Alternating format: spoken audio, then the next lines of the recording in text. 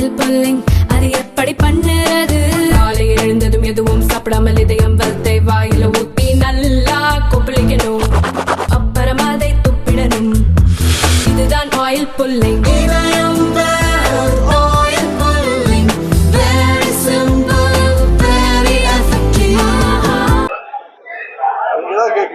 மாவட்ட ஆட்சித்தலைவரோ அங்க உள்ள அமைச்சர்களோ பொறுப்பு அமைச்சர்களோ திருப்பூர் கூட்டத்துல ஒரு அசாதாரண சூழ்நிலை நிலவுகிறதுல அது சம்பந்தமாக எந்த தகவலும் எந்த பதிலும் சொல்லலன்னு சொல்றீங்க.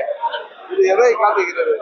நீங்க கேட்கிற கேள்விங்க தேவையில்லாமல் சகோதரர்களாக அண்ணன் தம்பிகளாக மாமன் மச்சார்களாக வாழ்கின்ற இந்துக்கள் மற்றும் இஸ்லாமிய மக்களுக்கு இடையே பிரச்சனை வரட்டும் என்று இந்த ஆட்சியாளர்கள் காத்திருக்கிறார்களோ என்ற அச்சம் எல்லோருக்குமே இருக்கு. நான் கடந்த 10 நாட்களுக்கு முன்பே விருதுநகர்ல இதே சொன்னேன். அதைதான் ஊடகத்தில் நண்பர்களே சொல்றேன். ஏதோ அண்ணன் தம்பிகளாக இருப்பவர்கள் கூட அங்க இருக்கிற மக்களாலோ இல்ல வெளியில இருந்து செல்வர்களாலோ ஒரு பிரச்சனை வர்றப்ப இன்னும் சொல்ல போனா திருப்பரங்குன்றம் பிரச்சனைங்கிறது இன்று நேற்று உள்ளது இல்லை. 100 ஆண்டுகளுக்கு முன்பு ஆங்கிலேயர் ஆட்சியிலே அது வழக்குகள்லாம் வந்து அது எப்படியெல்லாம் திருப்பி வந்தது என்பது எல்லோருக்கும் தெரியும். அதே மாதிரி ஒரு சென்சிட்டிவான இடத்துல 100 ஆண்டுகளுக்கு இருந்து அந்த சமூக நல்லிணக்கத்திற்கு பிரச்சனை வருகிற போல ஒரு சூழ்நிலை வரும்போது அரசாங்கம் அதில் தலையிட்டு சுமூகமாக எந்த பிரச்சனை இல்லாமல் செய்ய வேண்டியது அரசாங்கத்தின் பொறுப்பு, கடமை. அதை அவர்கள் செய்ய வேண்டும் என்பது இந்த நேரத்தில் நான் கேட்டுக்கொள்கிறேன்.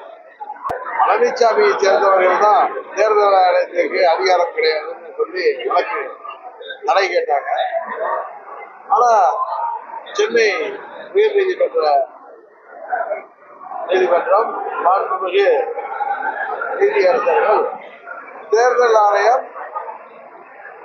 அதிமுகவின் உள்கட்சி பிரச்சனையில சின்ன பிரச்சனையில அவர்கள் விசாரிக்கலாம் அப்படின்னு தீர்ப்பு நீதிமன்றம் என்ன முடிவெடுக்கிறது என்பதை காத்திருந்து பார்த்தோம். இப்ப அடுத்தது தேர்தல் ஆணையம் விசாரிக்கலாம். ஏற்கனவே விசாரிச்சுட்டு இருந்தாங்க. கடந்த மாதத்துல எனக்கு தெரிந்து ஜனவரி 24 வரை அவங்க விசாரிச்சாங்க. இடையில அதிமுக சார்பா போய் நீதிமன்றத்துல எந்த நீதிமன்ற ஆணைப்படி விசாரிச்சாங்களோ அதுக்கு தடை கேட்டாங்க. அதை தொடர்ந்து இன்றைக்கு நீதிமன்றம் அன்றைக்கு தடை கொடுத்து மறுபடியும் விசாரணை அழைத்த நீதிமன்றம் சென்னை உயர் நீதிமன்றம் இன்றைக்கு தேர்தல் ஆணையம் விசாரிக்கிறது எந்த தடையும் இல்லை, அவர்கள் விசாரிக்கிறான்னு சொல்லுங்க. விசாரணைக்கு பிறகு என்ன முடிவு வருதுன்னு நானும் உங்களை மாதிரி அவளதான் எதிர்பார்த்தேன். ஏதாவது காமெடி பண்ணுவார் தெரியும். அது மாதிரி இது ஒரு காமெடியா நம்ம எடுத்துக்கலாம். புரட்சி தலைவருக்கு நிகர் யாரும் கிடையாது, புரட்சி தலைவி அம்மாவுக்கு நிகர் யாரும் கிடையாதுங்கிறது தமிழ்நாட்டில் வாழ்கிற அனைவருக்கும் தெரியும். பட் அவர்களால் பலனடைந்தவர்கள் இன்றைக்கு இப்படி பேசுகிறார்கள் என்றால் அதற்கு காரணம் என்னங்கிறது உங்களுக்கு தெரியும். இதெல்லாம் ஒரு காமெடியா நம்ம கடந்து போறதுதான் சிறப்பாக இருக்குன்னு நினைக்கிறேன். திரு செங்கோட்டையன் அவர்கள் சொன்னதுதான் அத்திக்கடவு அவிநாசி திட்டத்திற்கு மூல காரணமே அம்மா அவர்கள் தான். அவர்கள் ஆட்சி பொறுப்பில் இருந்ததப்பதான் 2011 அது சம்பந்தமா சர்வேவுக்கு ஸ்டடிக்கு நிதி ஒதுக்கப்பட்டது. அம்மா அவர்கள் உயிரோடு இருந்திருந்தால் அவர்கள் 2016, 21 ஆட்சி காலத்திலே நிதி ஒதுக்கி தந்திருப்பார்கள். ஆனால் அவர்கள் மறைவுக்கு பிறகு முதலமைச்சரான யோகத்தில் லாட்டரி போல யோகத்தில் முதலமைச்சரான பழனிசாமி இன்றைக்கு அம்மாவின் படத்தையும் புரட்சி தலைவர் படத்தையும் அவர்கள் அழைப்பதில்லையும் அந்த நிகழ்ச்சியிலையும் புறக்கணித்ததை அவர் அதுல போய் கலந்துகிட்டதுல அவருடைய அந்த சுபாவம், அவர்களுடைய நன்றி இல்லாத தனம் எல்லாம் வெளிப்படையா தெரியுது.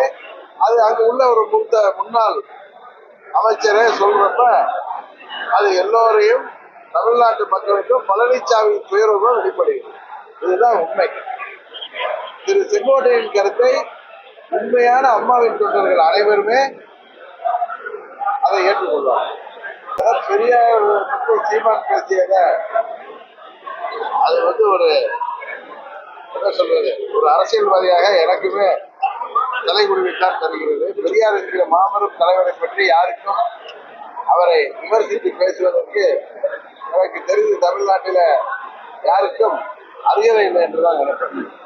அவரை விமர்சித்து பேசுகிற அளவிற்கு அவரிடம் எந்தவித தவறும் இல்லை.